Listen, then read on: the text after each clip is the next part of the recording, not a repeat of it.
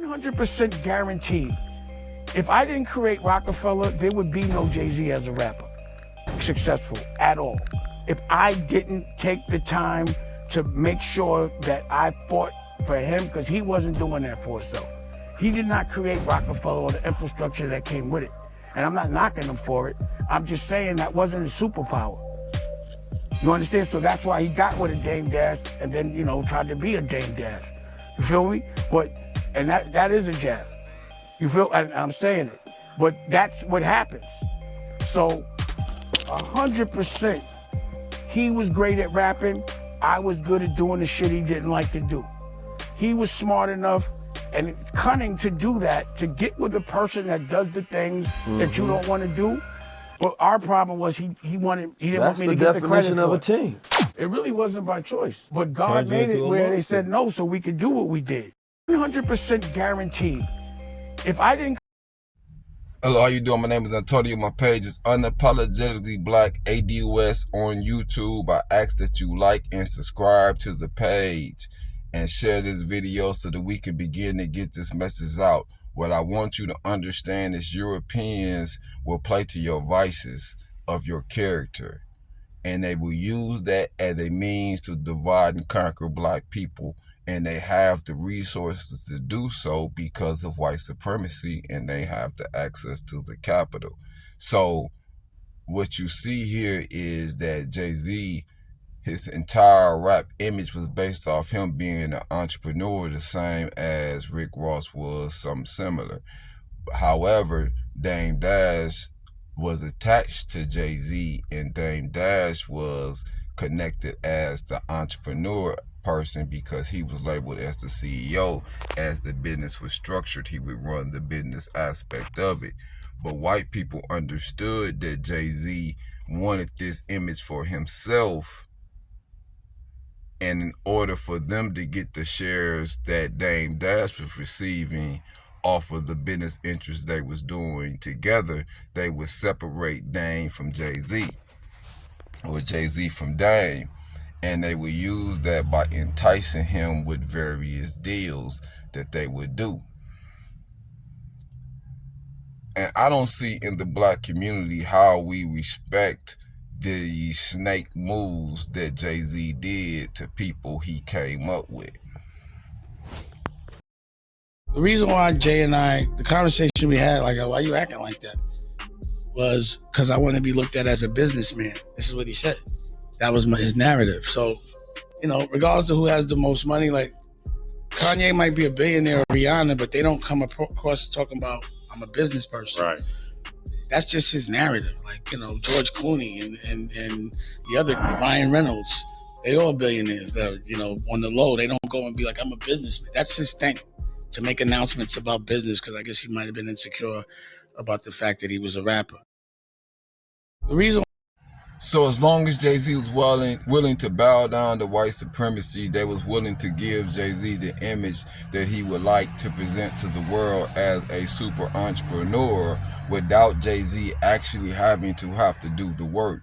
This is why in the previous video I stated you can see how they was advertising liquor in the rap videos and the progress that the liquor companies received off of them being mentioned in rap videos, and Dame Dash being CEO of Rockaware to have them purchase their own liquor company and feature that liquor in brands.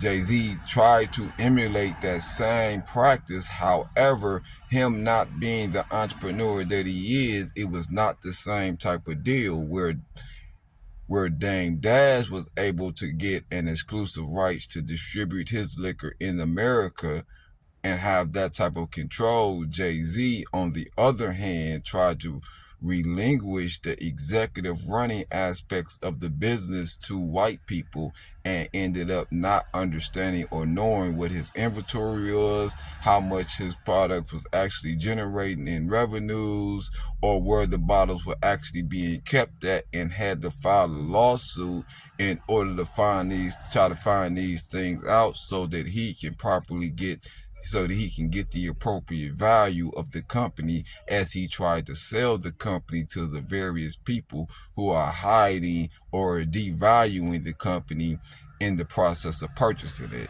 This shows you Jay-Z is not a very good businessman.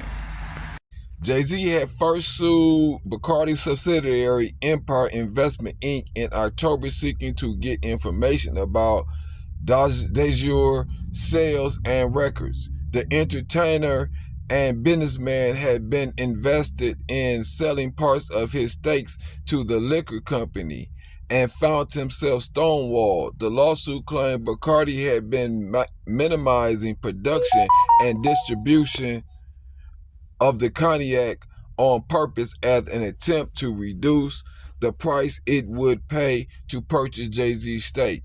If you don't read this and understand that Jay-Z did not partake in the business of this liquor company and was nothing more than the face of the liquor company, then you're not really understanding business as it is done. And Jay-Z not understanding the amount, the production level of his own product, the distribution of his own product, the marketing of his own product should tell you Jay-Z is not a business, and that should tell you what Dame Dash said is valid about him not wanting to do the work of a businessman and wanting to find other people to do that part while he takes the credit. And as a result of him allowing someone else to do the business work and him just taking the credit, he is unaware of what his actual business is doing and only can just receive a check accepting someone else's word. So when it came time to sell the company and establish the value of the company based off of actual cost and sales and profit, he could not do that because he was not doing his business. During the court fight, information came out that Jay-Z had made an offer for a Bacardi buyout that valued his half of the business at $1.5 billion. Bacardi calculations of the mogul half was $460 million. An issue worked its way before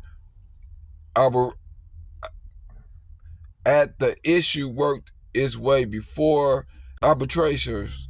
Jay-Z filed another lawsuit arguing there were racist members of the arbitration panel. The sale ends the legal battle. While the terms of the sales have not been disclosed, Jay-Z still has a sizable stake in the company, meaning his influences and caveat brings to Jay-Z are not likely to go away anytime soon. He had no influence, no authority over the company. He was just the face of the company. When you don't know your production level, your inventory level, when you don't know your distribution, when you have no control of your marketing, you are not a businessman. Remember, previous video, I said that when they purchased the Armadillo brand, Rockefeller had exclusive distribution rights in America for the liquor.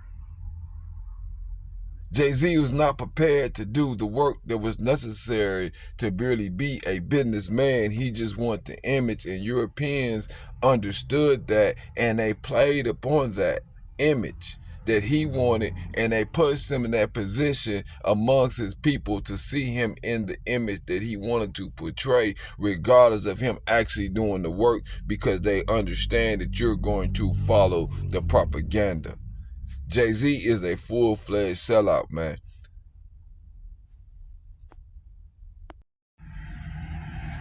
I just think if we look at the business's transactions that he actually did, and if you really pay attention, I'm talking about a person who owned title during the time that Corona kicked off and everybody was locked in their houses and streaming networks came from out the bushes, could not build title into a massive streaming network because he did not understand business. I'm talking about a person who is still into the production and manufacturing and making of music, but had to relinquish a distribution network for his own music. This is not a business person.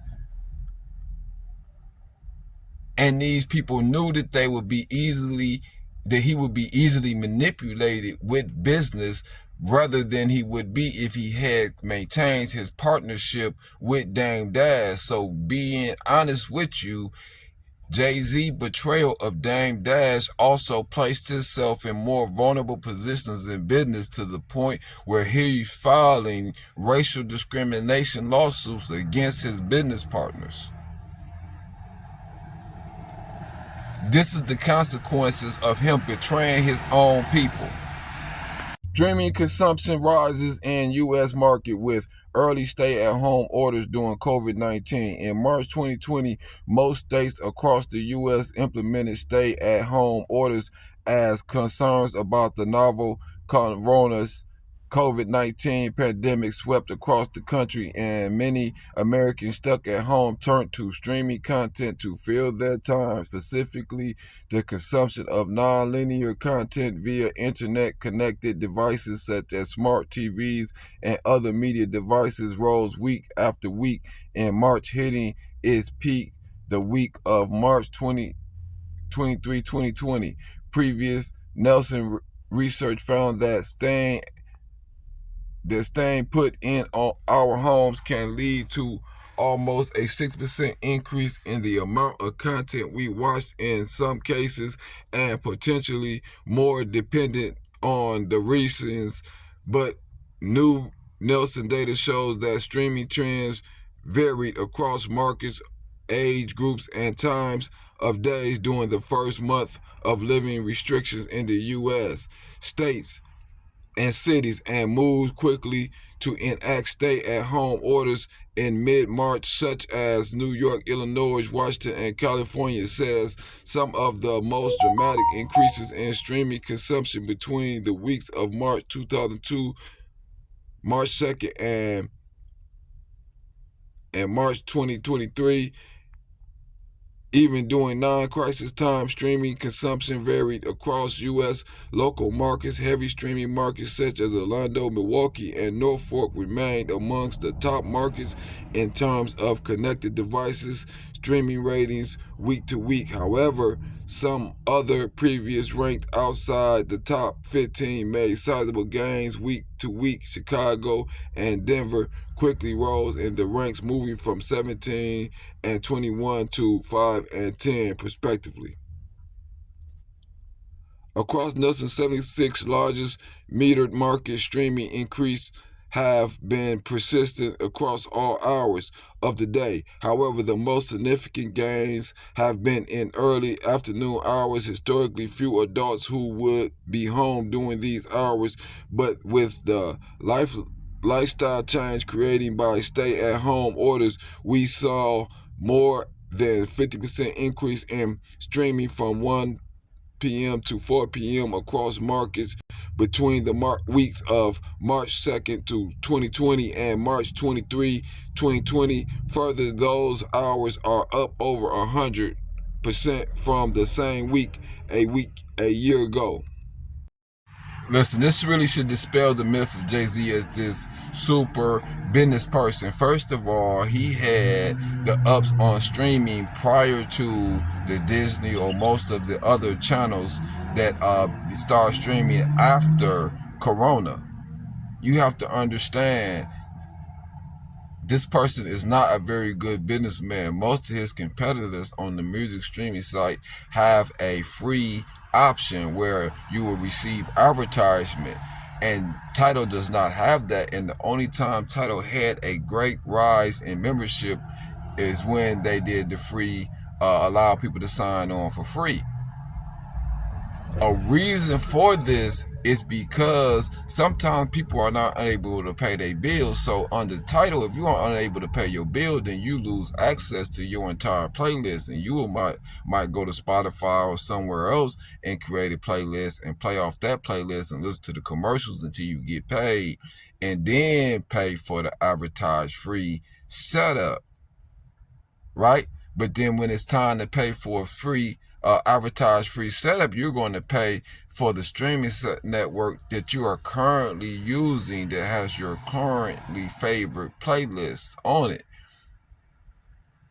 But Jay-Z would have understood this if he understood business, if he was paying attention to trends. But he's not doing business. He's just the face of business.